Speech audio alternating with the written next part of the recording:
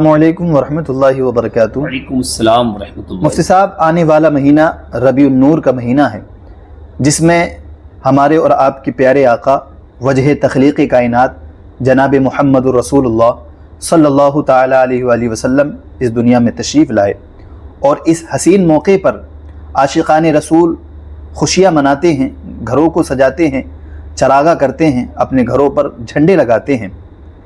लेकिन बहुत सारे लोग एतराज़ करते हैं कि झंडे लगाना या चरागा करना कहीं से साबित नहीं है, कुरान और हदीस से इसका कोई सबूत नहीं है। मुफ्ती साहब, हम आपसे जानना चाहेंगे, हमारे नाज़रीन जानना चाहेंगे, क्या वाकई इसका कुरान और हदीस से कहीं से कोई सबूत नहीं है? किसी सहाबी ने कोई झंडा नहीं लगाया? अगर लगाया है तो कौन सी हदीस में, हमें ज़रा बताइएगा, और नहीं लगाया है तो इसकी क्या वजह है, ये भी हमें आप बताइएगा। और बहुत सारे लोग कहते हैं कि ये झंडे लगाना, पैसे खर्च करना, चरागा करना, गोया ये फजूल खर्ची करना है। तो क्या वाकई ये फजूल खर्ची करना है, या ये जो हम खर्च करते हैं इस खर्च करने पे हमें कोई सवाब मिलता है? आप कुरान और हदीस की बिस्मिल्लाहिर्रहमानिर्रहीम। माशाअल्लाह अज़्ज़वजल, बहुत अच्छा आपने सवाल किया। झंडा लगाना कहाँ से साबित है, पहले मैं इस बात को क्लियर कर देता हूँ। एक बहुत बड़े इमाम है जिनका नाम है इमाम सयूती रहमतुल्लाह अलैह। उनकी किताब खसाइस कुबरा जिल्द 1 सफ़ा नंबर 82 पर वो बयान फरमाते हैं, आक़ी करीम सल्लल्लाहु अलैहि वसल्लम की तशरीफ़ आवरी के वक्त हज़रत जिब्रील अमीन अलैहिस्सलाम 70,000 फरिश्तों के झुरमुट में हुज़ूर अक़दस सल्लल्लाहु अलैहि वसल्लम के आस्ताने मुबारक पर तशरीफ़ लाए और जन्नत से 3 झंडे भी लेकर के आए। अच्छा, माशाअल्लाह। माशाअल्लाह। उनमें से एक झंडा मशरिक में गाड़ा, एक मगरिब में और एक काबा मुअज़्ज़मा की छत पर लगाया है। माशाअल्लाह माशाअल्लाह। यहाँ से हमें सबूत मिलता है, वो एक शेर है, रूहुल अमीन गाड़ा काबे की छत पे झंडा, ता अर्श उड़ा फरेरा सुबह शबे विलादत। वाह वाह वाह। और एक शायर ने कहा, दीवारों दर सजाओ सरकार आ रहे हैं, मिलकर खुशियां मनाओ सरकार आ रहे हैं,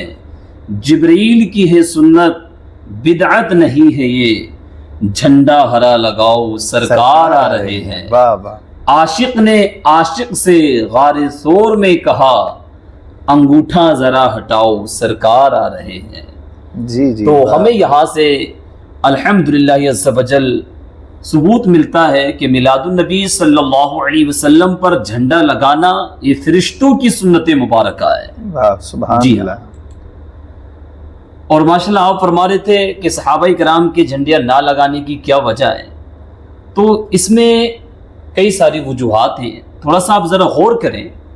देखो, जिस ज़माने में कुरान लिखने के लिए कागज़ ना मिलता हो और कुरान लिखा जाए हड्डियों पर, कुरान लिखा जाए पत्तों पर, कुरान लिखा जाए पत्थरों पर, तख्तियों पर, तो आप बताएं उस ज़माने में 12 रबीउल अव्वल शरीफ की झंडियों को ढूंढना ये हिमाकत नहीं तो और क्या है। जी, उस जी, वक्त के दौर में आप देखिएगा जो कुरान लिखा हुआ था हड्डियों पर, इन तमाम चीज़ों पर, अब आप वो सवाल करने लगे तो फिर जाहिर सी बात है कि आज का जो कुरान है ये कागज़ पर उस वक्त नहीं था। जी जी हाँ। अच्छा, एक दूसरी वजह ये भी है हजरत जी कि हजरत सैयदना अमीर हमजा रज़ियल्लाहु अन्हु जो उहद में शहीद हो गए थे, जी, तो कफन के लिए कपड़ा नहीं था। जी हाँ, वही सिर्फ एक धोती थी जो उन्होंने बांधी हुई थी। बस शहादत के बाद वही कपड़ा उनके ऊपर डाल दिया गया। फिर क्या हुआ कि सर पर डालते थे तो कदम नंगे हो जाते थे, और कदमों पर डालते थे तो सर नंगा हो जाता था। अच्छा। जी हाँ, कितनी छोटी धोती थी। हज़रत अमीर हमजा रज़ियल्लाहु अन्हु सय्यदुश शुहदा हैं, हमारे नबी अलैहिस्सलाम के चचा हैं, मगर कफन के लिए कपड़ा नहीं मिल रहा है। मेरे महबूब अलैहिस्सलाम फरमाने लगे, मेरे सहाबा मेरे चचा के सर पर कपड़ा डाल दो और कदमों पर इनके घास डाल दो।